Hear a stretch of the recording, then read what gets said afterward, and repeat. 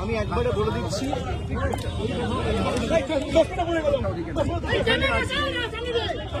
ভাই আসতে লেগে যাবে।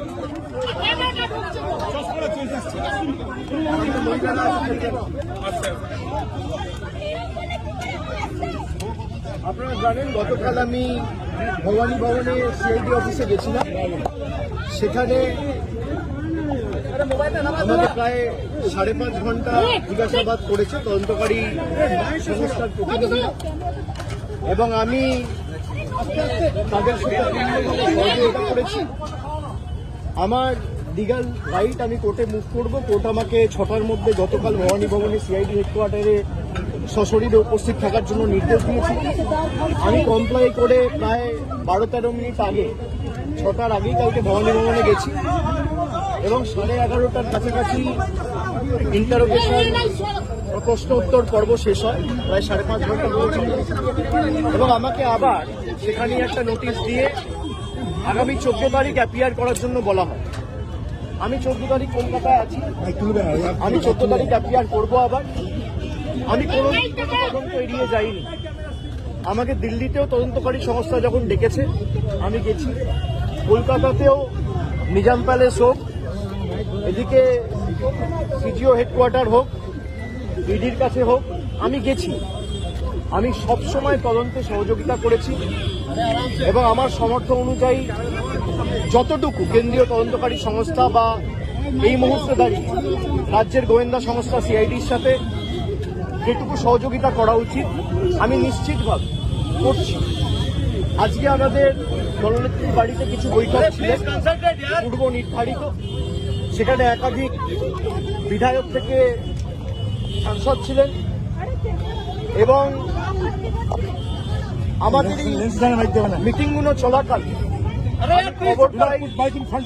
খুব সম্ভবত 4:30 নাগাদ যে সিআইডির একটা টিম এসেছে আবার কোনো একটা আলাদা মামলায় আমাকে নোটিশ দিত। তো আমি আমার সেক্রেটারির মারফতে তাদেরকে অনুরোধ করি যে আমি এই মুহূর্তে আমার বাড়িতে সশরীরে উপস্থিত নেই বলে আপনারা চিঠিটা অন্য কাউকে দিয়ে দিন, সে রিসিভ করে আমার পক্ষ থেকে নিয়ে নেন। এবং আমি অনুরোধ করি যে আপনারা যদি আমাকে দিতে চান তাহলে আপনাদের অপেক্ষা করতে হবে, তার কারণ আমি এই মুহূর্তে আসতে পারবো না মিটিং থেকে বেরিয়ে। আপনি আপনার মতো করে যখন ইচ্ছা নিয়ে বলবেন যে আপনাকে ছাড়া কাউকে আমরা দেবো না। আমি যদি বাড়িতে না থাকি তাহলে আপনাকে অপেক্ষা করতে হবে আমার ফেরার জন্য। এখন প্রায় 7:20 বাজে, আমি বাড়িতে ঢুকেছি, আপনাদের সাথে কথা বলছি 5-10 মিনিট হয়েছে। 6-7টার মধ্যে আমি বাড়িতে ঢুকেছি।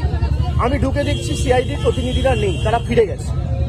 তারা যদি পরবর্তীকালে আমাকে ফোন করে আসে, আমার সাথে যোগাযোগ করে আসে এবং আমাকে বলে কোন সময় গেলে আমি বাড়িতে থাকবো, তখন নোটিশ দেবে, আমি নিশ্চিতভাবে জানাবো।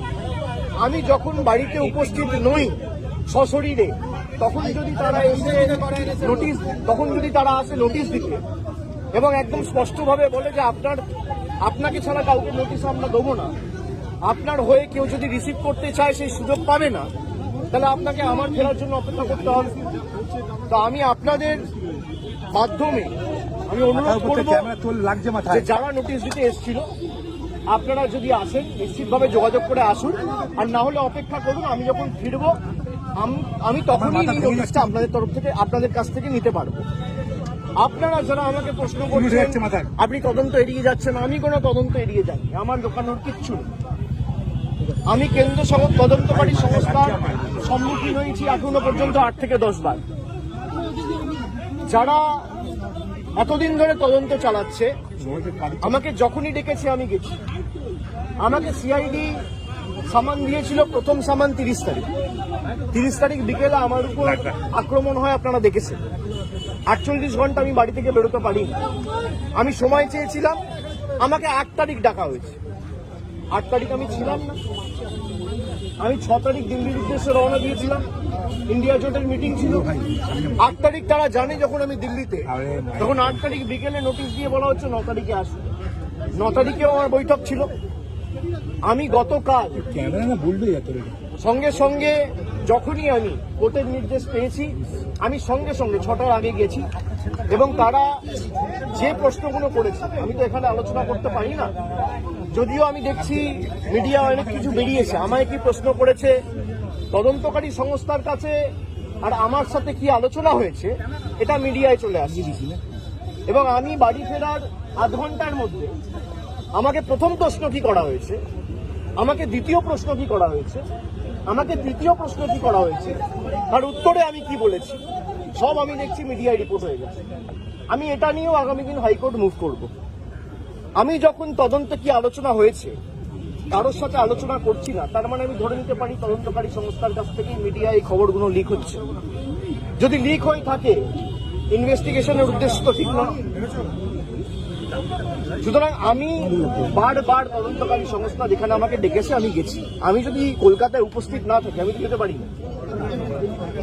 আমার সামর্থ্য অনুযায়ী যেখানে যখন প্রয়োজন হয়েছে যে মামলায় ডাকো। আর এখন সরকার পাল্টেছে, এরা বিভিন্নভাবে মামলায় আমাকে ট্যাগ করবে।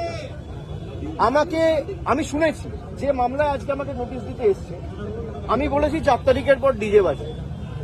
আমি প্রশ্ন করতে চাই যে আমি যদি সত্যি কোনো ভুল বলে থাকি, আমি এই স্টেটমেন্টগুলো কবে করেছি?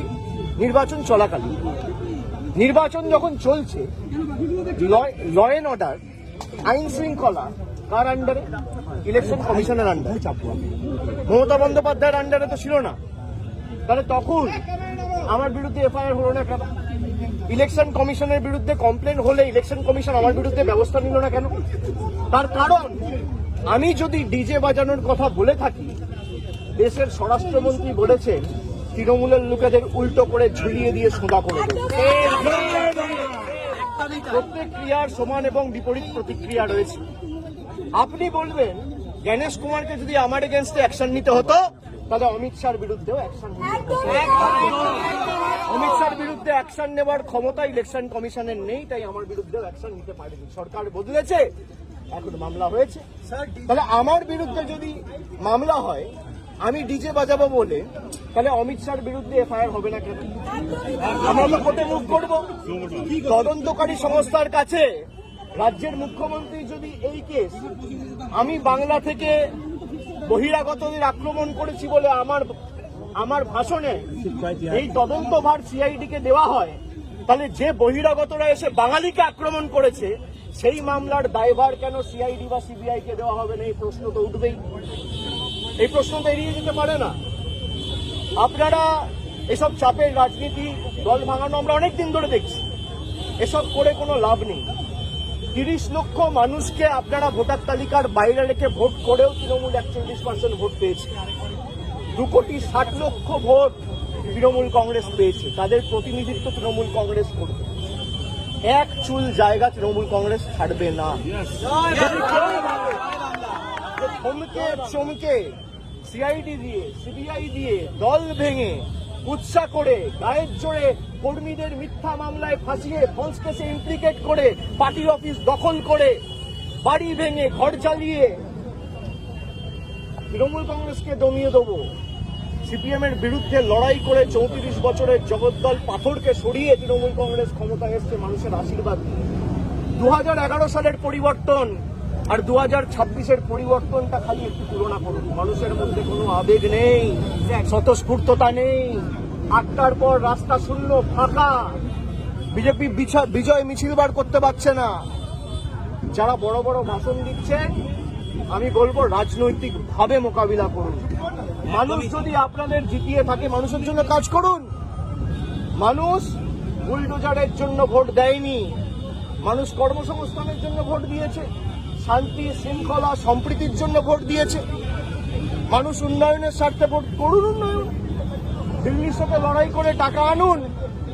আপনারা ভোটের আগে বলেছিলেন অন্নপূর্ণা ভান্ডার, আর ভোটের পর মানুষ দেখছে বুলডোজার। এই বিচারিতা তো চলতে পারে না। আমি মিডিয়ার বন্ধুদের বলবো, কোনো স্পেকুলেশন, কোনো আলোচনা না করে যদি কেউ ভুল তথ্য পরিবেশন করেন, আমরা কিন্তু বাধ্য হব হাইকোর্ট সুপ্রিম কোর্ট অবধি যেতে পৌঁছাতে। আপনাদের দায়িত্ব, আপনারা সঠিক তথ্যটা মানুষের কাছে উপস্থাপিত করবেন, পরিবেশন করবেন। আপনারা রটনাকে ঘটনা বানিয়ে দেখাবেন না। আমার সাথে তদন্তকারী সংস্থার কি কথা হলো, আমার সাথে অন্য কারোর কি কথা আপনি দেখিয়ে দিচ্ছেন। আমার সাথে রাহুল গান্ধীর মিটিং হয়েছে, তৃতীয় ব্যক্তি কেউ নেই। আমি আর রাহুল গান্ধী কি কথা হয়েছে আপনারা জেনে নেবেন। আমি মিডিয়ার সাথে কথা বলবো না। আপনারা জানছেন কোথেকে? আপনারা আপনাদের মতো স্পেকুলেট করে খবর যা পাচ্ছেন বলে দিচ্ছেন।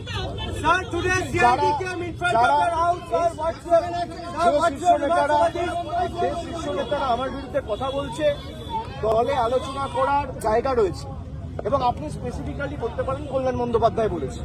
কল্যাণ বন্দ্যোপাধ্যায়ের অধিকার রয়েছে আমাকে নিয়ে কথা বলার। কল্যাণ বন্দ্যোপাধ্যায়ের অধিকার রয়েছে আমাকে নিয়ে চারটে কটু কথা বলার। কল্যাণ বন্দ্যোপাধ্যায় আমাকে ছোট থেকে মানুষ করেছে, আমার বড় হতে দেখেছে। আমি এই কথাগুলো নিয়ে খারাপভাবে নিই না। ওনার একটা ঘটনা হয়তো খারাপ লাগতে পারে, উনি বলেছেন, কিন্তু আমি আমার কোনো ব্যক্তিগত ক্রোধ বা আমার কোনো ব্যক্তিগত ক্ষোভ কল্যাণ বন্দ্যোপাধ্যায়ের বিরুদ্ধে নেই। আমি তাকে আগেও সম্মান করতাম, আগামী দিনেও।